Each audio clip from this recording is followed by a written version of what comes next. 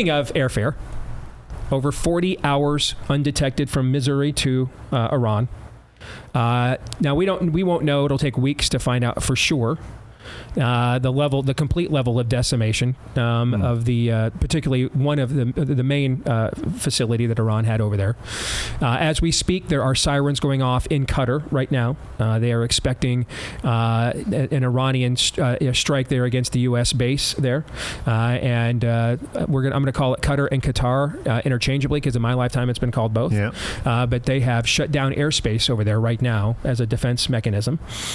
But seeing the leadership, and I want to direct you to something that Aaron played, because the events are still happening, right? So having some kind of take on the events themselves for a story that is still developing, I think it's premature. We're in real time. Yeah. So, but let's talk about the messaging and the leadership that you've seen thus far, and starting with a clip that Aaron played in his montage about 15-20 minutes ago. J.D. Vance, who's considered the most Team Tucker of Trump's inner circle, is that fair? Okay. Yep. So to send him out and plus he's the best messenger that Trump has, maybe other than himself. Okay. And to say, listen, I understand everybody's hesitancies about all this given the failures of previous presidents, but unlike before we had stupid presidents, that's what he literally said. Unlike before we had stupid presidents, and now we don't. We have a president that just wants to accomplish American objectives and has really no other interest other than that. We're not at war with Iran. We're not at war with the people of Iran. We're at war with Iran's nuclear program. That was his messaging. You saw the message the president gave Saturday night afterwards. Yep. The three things that stuck out to me about that, we know he likes to riff.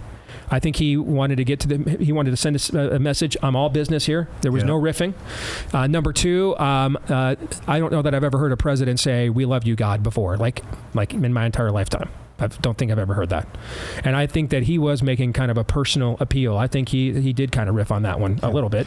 And then thirdly, if you were hoping, rightly or wrongly, but if you were hoping for a decoupling from Israel, the speech that the president gave after the bombing in Iran probably is not going to be a jam hit single for you, because that was anything other than that message. We're standing with you. Yeah. As a matter of fact, Steve, I know President Trump fairly well. I've been around him a lot. Matter of fact, Darla and I were in Mar-a-Lago in April with him and had a chance just to visit about a lot of things.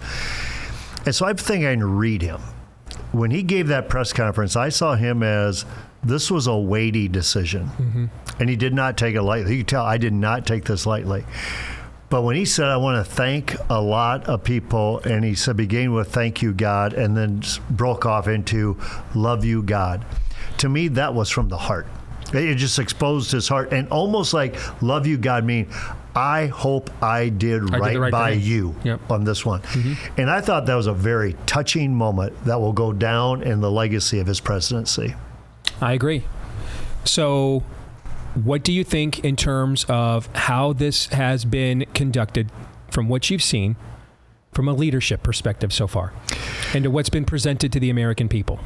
Well, let me go back to last week when you had, so everybody had an opinion on this, right? What should you do? What shouldn't you do? But there's all this talk, even going back to last Monday's segment that we discussed this. What's the right call here? And my prayer and my counsel to anybody that would listen was shut out the white noise. Shut out all the talking heads who want to and really get quiet and lean into an audience of one. And that's why I thought it was so touching when he said, love you, God. That an audience of one. But Steve, your axiom came up to me a lot of different times, and that axiom was do not shoot what you don't intend to kill. And whether we like it that Israel went in or not, before an Iranian agreement, Trump says, listen, I gave Iran plenty of times to make a deal. They didn't make a deal. Gave him 60 days. And then Israel goes in. Now, whether you like that or not, the fact is they went in. And so they shot Iran. Now the thing is, don't shoot what you don't intend to kill. You got Hamas weakened, you got Hezbollah weakened, you got Iran severely weakened. The time is now if you're going to do it. That doesn't mean this is going to end it once and for all. As you guys know, this is biblical in nature. But it sends a message that we're serious about this. We're staying with Israel, and we are not going to allow you to have a nuclear weapon. This brings to mind the debate that Tucker Carlson had with Ted Cruz last week. And you also know those two individuals very, very well too. Yeah. And you know them both even better than I do. 92 million people live in Iran. Yep. Nice. I saw the meme. Does Trump know how many people live in Iran? Can he go up there and speak tonight? That being said, and that was a mistake by Tucker and his social media team to lead with that clip as a gotcha, because there was actually very substantive conversation happening throughout the rest of that 2 hours. Yep. Okay. And I do think it's a debate and a conversation. I mean, I think clearly Ted, represents Team Mark Levin. Sure. Okay. And, Tucker is, of course, he's team captain of Team Tucker. Mm-hmm. And I do think on the right, we have to reevaluate what is our foreign policy rubric in a post-Cold War world, the failed assumptions of the post-9/11 world. And we have to figure that out. Okay. And I will say this, you could go back and find Steve Deace 10 years ago working, 17-hour days to make Ted Cruz president of the United States against Donald Trump. I never would imagine I'd say this, but I am actually thankful today that Trump is president and not Ted, as much as I love the senator. Without question. Because I do think we need someone who does not have a narrative, does not have a dog yet in the fight that we're having on our side that we need to have, but that fight's not settled yet. Right. And I think right now all we need to just have is someone with just cold-blooded pragmatism. Is this working for America? We're going to keep doing it. If it's not working for America, we're out. Okay, fine. There was some kind of ruse between him and Bibi, but if Israel goes in there last week and can't pull off what they did, you think Trump just sticks with this entire thing the whole time? Absolutely not. He drops that stock that is failing faster than you can say bankruptcy, right? Okay. His deal was, Israel, you showed me that you're prepared. You showed me what you knew what you were doing. And Steve, it's a little bit, you go back to Trump's first administration during COVID. Mm-hmm. And I was on the show saying, listen, nobody wants to open up businesses more than Trump. Why? Because he's a businessman. This case, he doesn't want to be entangled into foreign wars. He wants to truly make America great again. And so therefore you're saying, okay, if that's his intent, that's his interest, and he makes the decision, we're going in, we're going to do this, he believes America interest is at stake as well. I think most people believe that. Yeah, see, because here's the thing. Unless you're in the Iranian high command, you don't have perfect intel. Okay? Right. So you're going off of assumptions, right? And guesses. And some people's guesses and assumptions are better than others. And this is why worldview is destiny. Because if you have a worldview side in this narrative battle, you might project things one way or another. Sure. Because of the narrative that you have. As opposed to this guy just is that's all he cares about is this a threat to American interests? Then we'll deal with it. And if we're not dealing with it the right way, we'll cut it out. But what did you think of that debate? The clips of it and the things you saw overall. What did you think of the debate with Cruz and with Tucker? Because that debate is going to long outlive Trump's presidency. Well, I think what you're saying is why we stand with the nation of Israel. And obviously, I'm going to land a whole lot more of Ted Cruz on this one than say with Tucker Carlson on this one. I believe there is a reason why we show there's no separation between us and Israel. Biblically, yes. Now, theologically, it expands way beyond a secular nation that we call Israel today. But at the same time, they are an ally of ours. They're an ally of ours in a very hostile region. I think what Trump saw, not only is it in the best interest of America, but the entire region doesn't want Iran to have a nuclear bomb. I think he got that as well. But the other thing, Steve, I brought this up at our team meeting just a little while ago, is we talked about this because they're going to get asked about it. What's your thoughts on this, both from a secular positioning as well as a biblical positioning? And I said, the reason I'm so thrilled that President Trump is our commander-in-chief at this time, but almost what you said, more than, say, Ron DeSantis, more than I say Ted Cruz, and you and I were both on Cruz and DeSantis teams to make that happen. One is that assassination attempt in Pennsylvania, where we talked about, where God shook him. God woke him up. I mean, there is no doubt that has had a major impression on his life. Mm-hmm.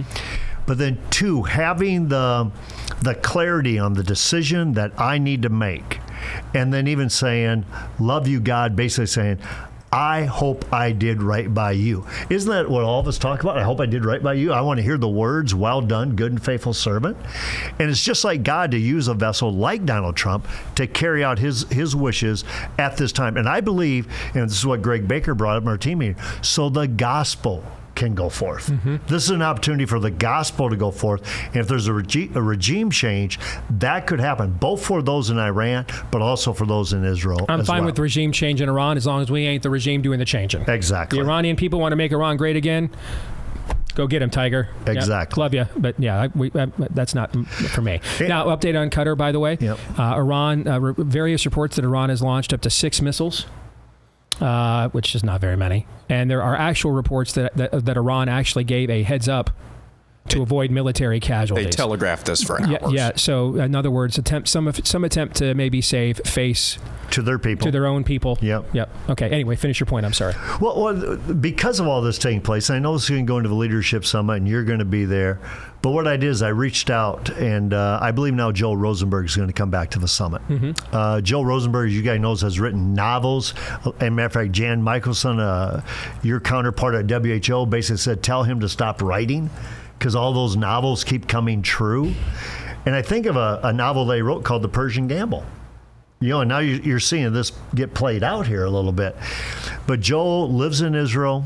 He'll give great insight. It's another reason to come to the Leadership Summit, Steve, besides you coming to the summit. I really think this summit is divinely appointed for such time as this. Let me give some advice as someone that is working quite a bit. One of my focuses right now is reaching the young men. Okay, reaching men, but the young men. Right? Sure. And I'm just going to tell you right now, you're seeing, and you know this, you have sons. Yeah. There is a massive generational rift in the church right now when it comes to Israel. Okay? And I'm just going to tell you right now, you're going to have to make an argument for Israel other than the one that Ted made to Tucker. That's just not going to work. Okay? And the reality is that that Ted's view of Israel is the dominant view of American Christianity. However, Tucker's view of Israel is actually the dominant view of historical Christianity. All right? What Tucker is articulating prior to the late 19th, early 20th century is pretty much what collectively the Christian church thought for, 1,800 years. It's still what the Catholic Church thinks today. It is still what, and why does it matter with young men? Young men are returning to the church in droves. Who are they primarily going to? Catholics. And you know this as a Dutch guy, Reformed theology. Yeah. And so this is where the Reformers and Catholics had many of the same views of Israel and its future, that Tucker Carlson does. And to me, you're going to have to learn to make an argument other than Joe Rosenberg's argument. You're going to have to learn to make the argument that it's in our strategic. This is why I don't ever talk about that on this show. To me, the argument is Israel is an allied nation, a democracy in the Middle East that is willing to be a cudgel between Islamic hegemony, particularly Shia Islamic hegemony, and the United States of America. I have no reason at all why we'd want to get in the middle of that. Why would we not want a cudgel between us and Shia Islam? Okay? Because I'm just going to tell you right now, the young men that you actually need to serve in the armed forces, just quoting them, Genesis 12:3 is not going to work. All right? Because there could be a million contexts to that the church understood differently until the last couple hundred years. We're going to have to come up with another strategic discussion. I'll give you the last minute on that. Well, and that's why I think with President Trump, why is this in our best interest? Why would I involve myself? Because I don't think he got caught up in any of that. His whole deal was, how does this protect America's interests at this point? Exactly. Yeah. I think that, Aaron, I saw you nodding your head as I was saying that to Bob. Absolutely, yeah. And I think you got to put the poly back in politician. Understand that going forward, you're going to be in your own coalition talking to multiple different viewpoints who are maybe happy to be co-belligerents with you on 90% of issues, but on this issue, they may see you as being kooky. That doesn't mean you have to abandon your belief about what Israel is. You just have to explain your support for Israel, understanding those different perspectives and maybe making a case from different perspectives, just like Steve did. They're a geopolitical ally in a very difficult part of the world. And I think there's a difference between a biblical commitment to Israel and a strategic commitment to the nation of Israel as well. There's a theological basis, but there's also a strategic basis as well.